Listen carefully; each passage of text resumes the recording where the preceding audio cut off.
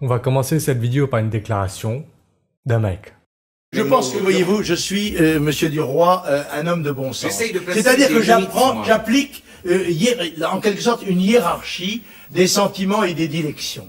J'aime mieux mes filles que mes cousines que mes voisines que des inconnus et des inconnus que des ennemis. Par conséquent, j'aime mieux les Français, c'est mon droit. Bon. J'aime mieux les Européens ensuite. Et puis ensuite, j'aime mieux les Occidentaux. Et puis j'aime mieux dans les autres pays du monde ceux qui sont les alliés et ceux qui aiment la France. Ça me paraît un bon critère.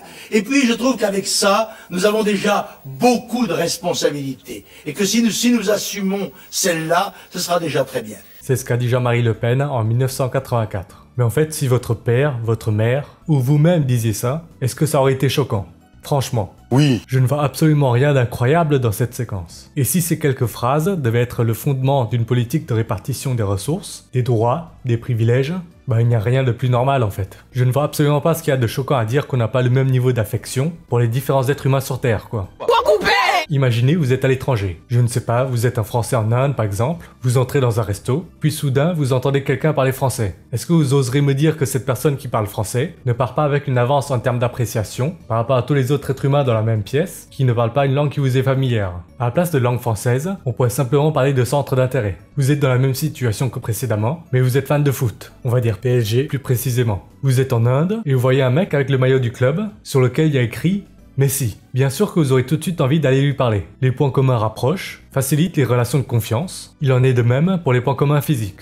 C'est la vérité, c'est la vérité. Sans blague. Encore d'autres expériences de pensée. Imaginez, il y a une maison qui brûle, dedans il y a un bébé et un chiot. Vous ne pouvez sauver qu'un seul parmi ces deux. Si vous devez jouer les héros, n'en choisir qu'un seul, vous allez sauver celui qui est le plus proche de vous génétiquement. Et oui. C'est normal quoi. Si dans la maison, il y a plein de bébés, dont un est de vous, bien sûr que votre attention se portera prioritairement sur votre gosse. C'est votre sang, vous l'avez conçu, vous y êtes attaché quoi. Mais oui, c'est clair. Supposons qu'il y ait des catastrophes qui se produisent, je sais pas, en Allemagne, au Japon et en Syrie par exemple. Est-ce possible d'être affecté de façon équivalente pour ces trois populations? Oui. Évidemment que non. Le français moyen sera bien plus peiné pour les Allemands, éventuellement le Japon, s'il aime la culture japonaise, que pour les Syriens par exemple. Car entre le français moyen et les Syriens, il y a peu de points communs tout simplement. Ça ne veut pas dire qu'ils détestent les Syriens, c'est juste qu'ils se sentent moins proches d'eux. Tout ce que j'ai dit depuis le début de cette vidéo devrait être considéré comme une évidence pour toute personne normalement constituée, non endoctrinée. Préférer A par rapport à B ne veut absolument pas dire détester ou avoir de la haine pour B. Préférez servir d'abord A, qui est de votre famille par exemple, en priorité, puis B, qui n'est pas de la famille, mais par exemple un voisin, à qui vous êtes assez proche, puis C, qui n'est pas de la famille, ni un voisin, mais qui a des points communs, les mêmes centres d'intérêt, c'est déjà énormément de boulot. Et puis je trouve qu'avec ça, nous avons déjà beaucoup de responsabilités. Et ensuite seulement, on va servir D, si on estime qu'on a déjà bien gâté A, B, C, les gens qu'on apprécie le plus. Et que si nous assumons celle-là, ce sera déjà très bien. Et dites-vous qu'il y a des influenceurs, voire des dirigeants, qui se revendiquent antiracistes, anti-discrimination, ou autre conneries du genre, qui vont vous diaboliser. Vous étiquetez facho, cisra, xénophobe, extrême droite, juste parce que vous estimez que les points communs, les similarités, facilitent les relations de confiance, l'appréciation. Vous avez des rois de la pleurniche qui vont essayer de faire culpabiliser les Français parce qu'ils sont plus affectés par la guerre en Ukraine que par ce qui arrive aux Syriens, aux Afghans et autres Palestiniens. Bouh, bande de racistes. Ça montre à quel point les médias, les élites qui les possèdent, ont une influence incroyable sur les opinions, les pensées du commun des mortels. C'est à croire qu'on n'a plus le droit de choisir qui servir, qui ne pas servir ou moins servir, à qui on veut plaire. Globalement, la proximité génétique, donc les phénotypes proches qui en découlent, rassure. La proximité ethnique aussi. Je rappelle que ethnie veut dire population humaine ayant en commun une ascendance, une histoire, une mythologie, une culture, une langue ou un dialecte, un mode de vie, bien souvent plusieurs de ces éléments à la fois. Les points communs, la familiarité inspire la confiance. Par exemple, lorsqu'un français lambda ou un occidental moyen dit qu'il préfère des gens non voilés, comme ça par exemple, par rapport aux gens voilés, en quoi c'est mal? En quoi c'est aslimophobe? Faudrait déjà se mettre d'accord sur la définition de ce terme d'ailleurs. Le français moyen est peut-être aslimo-sceptique, il y a de quoi?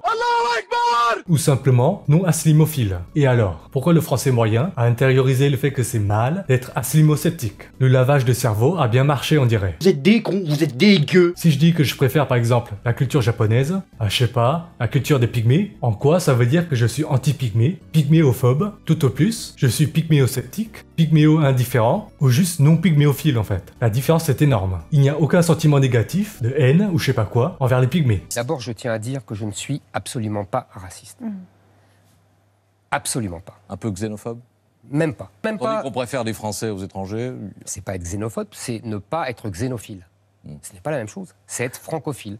J'aime d'abord les Français. Je préfère les Français. Ensuite, en dehors de la proximité génétique et ethnique par rapport à soi, il y a des populations, des individus qui, même si éloignés génétiquement, ethniquement, sont valorisés par ce qu'ils sont, par leur beauté, leur intelligence, individuellement ou en moyenne si on parle de population, ou par ce qu'ils ont accompli, parce qu'ils créent de la valeur. Vous ne faites rien de votre vie. Si des populations, ou même des individus, sont appréciés par ce qu'ils sont, beauté, intelligence, ou créent des trucs que les gens apprécient, je sais pas, par exemple, des Mercedes, des Lamborghini, des pizzas, du fromage, Hollywood, Apple, des mangas, Nintendo, Xiaomi, TikTok, il est normal qu'ils inspirent le respect, qu'on ait envie de collaborer avec eux. On hiérarchise les gens selon leurs valeurs génétiques, beauté, intelligence. On paye, donc sert ces gens qui sont les plus beaux, les plus intelligents, qui accomplissent, créent des trucs qui sont valorisés. En général, ces gens ne restent pas génétiquement ou ethniquement éloignés très longtemps, car on a envie de s'associer avec eux, collaborer avec, se métisser, se créoliser avec eux. Jean-Marie Le Pen a aussi dit Mes voisines que des inconnus et des inconnus que des ennemis. Et puis j'aime mieux dans les autres pays du monde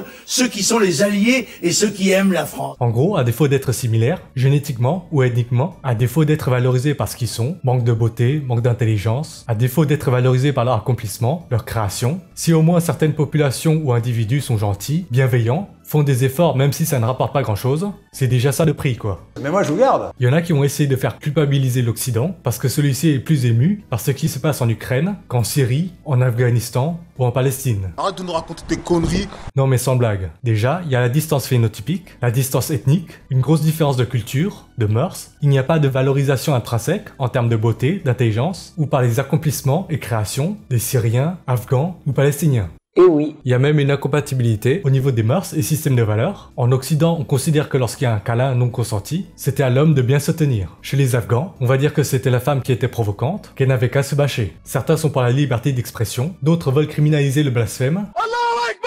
Certains sont pour la démocratie, d'autres pour une religion d'État, avec des obligations et interdits, soi-disant dictés par Dieu il y a 14 siècles. Ce n'est peut-être que moi, mais j'ai l'impression que les uns ne s'emboîtent pas trop bien avec les autres. Oh, quel hasard! Il y a même une hostilité, car la culture dominante d'un côté considère que les mécréants sont à diaboliser. Comment voulez-vous qu'en comparaison avec des Ukrainiens, ce soit équivalent en termes d'appréciation, de confiance, de pitié? Tu donnes 20 €. S'occuper de sa famille, c'est-à-dire femme, mari, enfants, parents, puis les amis, les plus proches collaborateurs, associés, etc. Les servir, les gâter en priorité, les privilégier par rapport au reste du monde, c'est déjà beaucoup de boulot. Il y a largement de quoi s'occuper 24 heures par jour. Et puis je trouve qu'avec ça, nous avons déjà beaucoup de responsabilités. On remarquera que les influenceurs qui font ouin Palestine, ouin la Syrie, ouin différence de traitement avec les Ukrainiens, ouin racistes, sont pourtant bien contents de ne pas vivre dans les pays dont ils se déclarent faire partie ethniquement. Ils valorisent et profitent bien des accomplissements et créations de l'Occident, mais font leur business en crachant sur les petites mains qui y contribuent. Gros sac qui sert à rien. Bref, en réalité, ils ne croient même pas en ce qu'ils disent. Il s'agit juste de se créer une communauté autour de sa personne, en faisant la promotion d'une idéologie, extraire de la valeur des personnes qu'on arrive à rassembler autour de soi, comme l'a fait la fondatrice de Black Lives Matter, qui en privé préfère vivre parmi les gens sur lesquels elle crache en public par ses déclarations.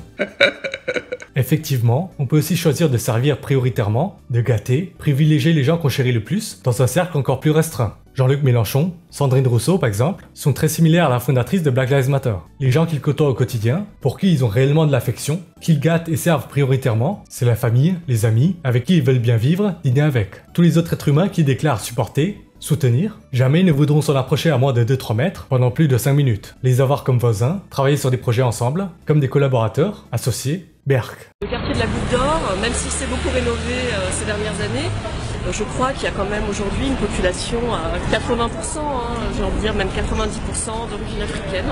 Ça veut dire qu'on a dans les classes une majorité d'enfants dont les parents maîtrisent mal le français. Et forcément, ça pose des problèmes pour l'enseignant, pour harmoniser, pour d'une, quand même suivre les programmes fixés par le ministère qui sont à ce niveau ardu. Il y a des exigences, on le sait, dès l'école primaire. Et c'est surtout l'acquisition des fondamentaux, là, la structure de la langue, la lecture, l'écriture. Et c'est vrai que... Pourtant je suis de gauche, vraiment, je suis vraiment de gauche.